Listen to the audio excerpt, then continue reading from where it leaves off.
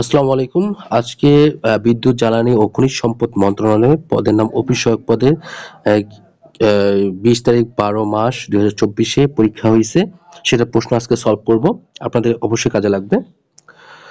চলেন শুরু করা যাক। প্রথমে আ আ প্রথমে আপনারা আ পাবেন প্রথম প্রশ্নে এক কথায় প্রকাশ। যেটা অলংকারের ঝংকার, এটা সিঞ্চন যা ক্রমত বর্ধিত হচ্ছে। এটা হচ্ছে ক্রমবর্ধমান বা কি বর্ধিষ্ণু।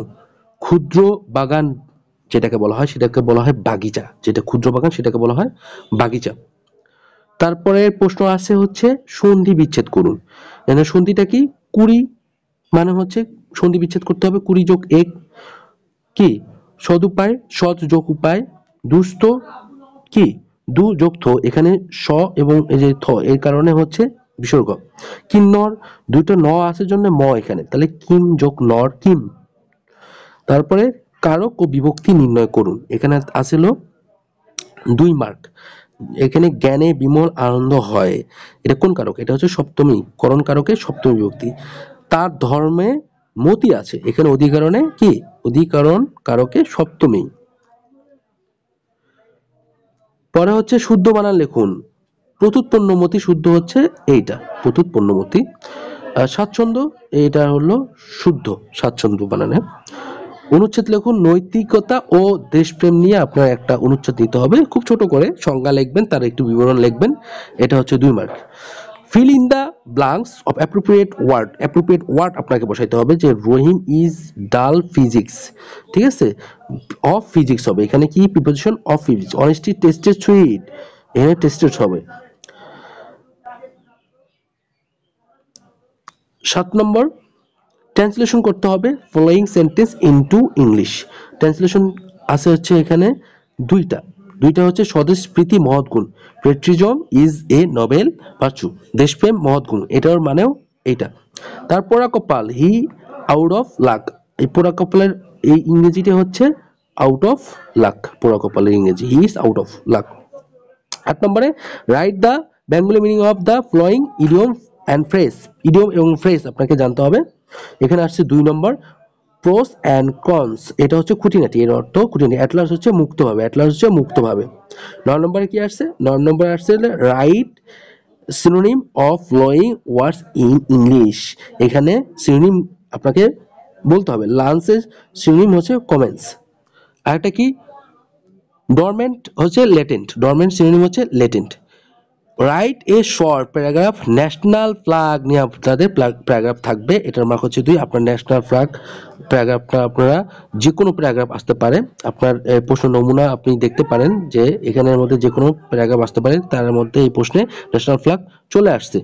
তো ন্যাশনাল ফ্ল্যাগ আপনার অনুচ্ছেদ লিখবেন। এখন আসি হচ্ছে অঙ্কে। একটি কম্পিউটার ১০% ক্ষতিতে বিক্রয় করা হলো। বিক্রয় মূল্য ৪৫০ টাকা বেশি হলে ৫% লাভ হতো। কম্পিউটারের ক্রয় মূল্য কত? এখানে আপনাদের ম্যাথটা আপনাদেরকে বুঝতে হবে যে একটি কম্পিউটার ১০% ক্ষতিতে বিক্রয় করছে, তাহলে মনে করি ক্রয় মূল্য হলো ১০০ টাকা। তাহলে ক্রয় মূল্য ১০০ টাকা, তাহলে ১০% ক্ষতিতে বিক্রয় মূল্য হলো 100 মাইনাস ১০, অবশ্যই ১০% ক্ষতিতে বিক্রয় মূল্য হবে ৯০ টাকা। আর ৫% লাভে বিক্রয় মূল্য কত হবে?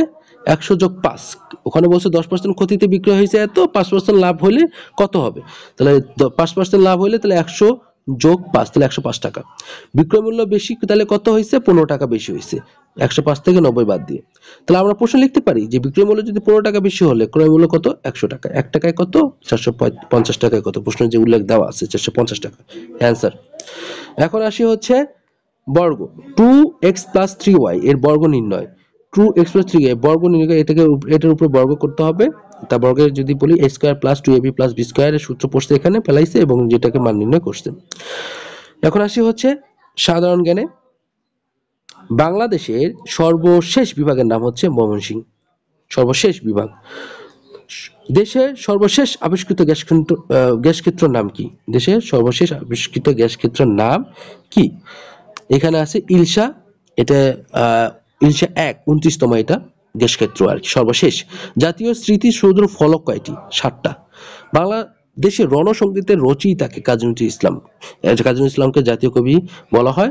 ৩ বিঘা করিডোর কোন জেলা অবস্থিত? লালমনিরহাটে। রাখাইনের পূর্ব নাম কি? আরাকান। বাংলাদেশের জাতীয় সংসদের ৩০০তম আসনে আসন মানে কোনটি 300তম আসন কোনটি বাংলাদেশের জাতীয় সংসদের নির্বাচনে? এটা হচ্ছে বান্দরবান হচ্ছে 300তম আসন। বাংলাদেশের বার্ষিক গড় বৃষ্টি কত? বাংলাদেশের বার্ষিক গড় বৃষ্টি 203 সেন্টিমিটার বা কি 2030 মিলিমিটার। আপনার সেন্টিমিটারও আপনাদেরকে ইয়ে করতে হবে, আপনাদের মিলিমিটারেও জানতে হবে। কাপ্তাই জলবিদ্যুৎ কেন্দ্র কোথায় অবস্থিত? কাপ্তাই রাঙামাটিতেই। আইফেল টাওয়ার কোথায় অবস্থিত? প্যারিসে। আইফেল টাওয়ার কোথায় অবস্থিত? প্যারিসে। সো আজকে এই পর্যন্তই। আপনার এই প্রশ্ন আপনি যদি পড়েন ভালোভাবে, আপনি বিদ্যুৎ জ্বালানি ও খনিজ সম্পদ মন্ত্রণালয়ের সকল অফিস সহায়ক পদে এইরকম প্রশ্ন কাঠামো আসে এবং এইভাবেই প্রশ্নগুলো হয়। এক কথায় প্রকাশ থেকে আসে, সন্ধি বিচ্ছেদ থেকে আসে, ট্রান্সলেশন আসে, সিনোনিম অ্যান্টোনিম আসে, তারপর প্যারাগ্রাফ থাকবে আপনার, এগুলো সব মিলে ম্যাথ থাকবে 2টা, তারপরে আপনার সাধারণ জ্ঞান থাকবে, এগুলো সব মিলে এই অফিস সহায়কের প্রশ্ন পূর্ণমান থাকে হচ্ছে 40, কোনো জায়গায় 60 থাকে, কোনো জায়গায় 80 থাকে। সো এই প্রশ্ন আপনারা যদি সলভ করে থাকেন তাহলে অন্য অন্য প্রশ্ন আপনাদের জন্য সহজ হয়ে যাবে। আশা করি আজকে এই পর্যন্ত।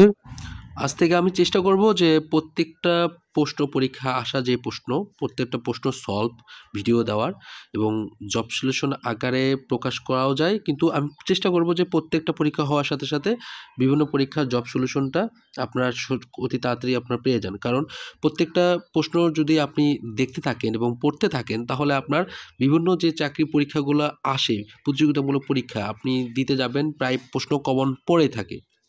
সো প্রশ্ন সলভ করা খুবই জরুরি।